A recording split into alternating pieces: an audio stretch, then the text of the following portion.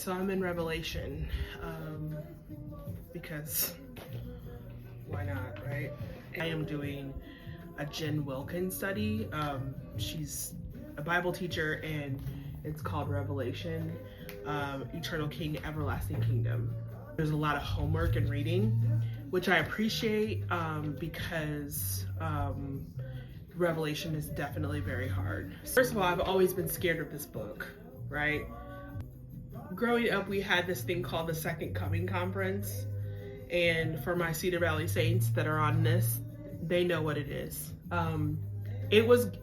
Honestly, I think it was a pretty good conference from what I can remember, but it was always over my head. I just didn't understand it.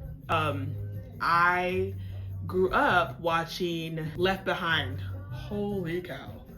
I think they showed it at a lock-in, which was why. We were in the 90s. We didn't know no better. Yeah, I was scared for weeks, probably months. I just wanted to point out a few things because I feel like they're really important and relevant to today. So one of the things we were talking about was the 7 churches, because that's actually like how it starts, really. It starts talking about the 7 churches. She wants us to read it out loud. And I find that interesting because when you read something out loud, you actually retain it a little bit better. At least I do. But also, it also kind of points out, what does that mean? Like, what does that really mean, right? One of the things that she had us do is after we've read it and gone through all the things, she had us go back through it and mark certain things. Just to mark the introduction. She wanted us to mark the parts where Jesus was described. She wanted us to mark the statement of knowing. She wanted us to mark the accusation and the warning, call to listen, and promise to the one who conquers. So she gives us the thing in the back. She pointed out from a scholar, a theologian, I cannot pronounce his name, Ian Duguid.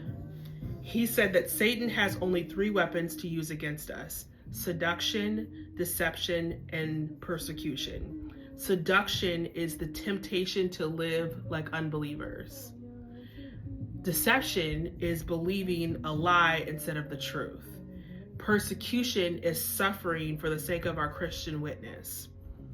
And so then she wants us to go back on our chart and go through the churches and see which church, how were they categorized? Because out of the 7, only a couple kind of passed the test. Really one, but fully, but 1.5, okay? How it hit me was really interesting. Statement of knowing. So it talks about how John sees this vision, and basically the churches are told by the angel, this is what's going on with your church and why. For the church of Ephesus, it says, I know your works and your labor and endurance, and that you cannot tolerate evil people. You have tested those who have called themselves apostles and are not, and you have found them to be liars. I know that you have persevered in hardship. I know you have persevered and endured hardships for the sake of my name, and you have not grown weary, okay? But I have one thing against you.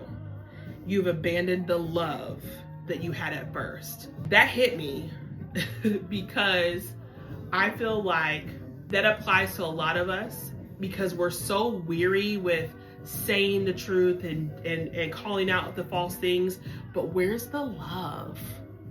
As I'm listening to Stevie Wonder, where's the love? It said to categorize what you think the church was, like whether it's seduction, persecution, or deception. I said seduction. That church tended to show like it was an unbelieving church or unbelievers, because there was no love. There's no love.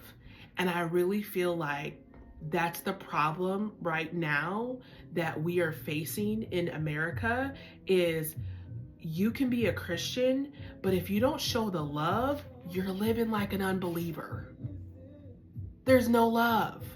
We're supposed to be loving. Even if we disagree, we can be loving.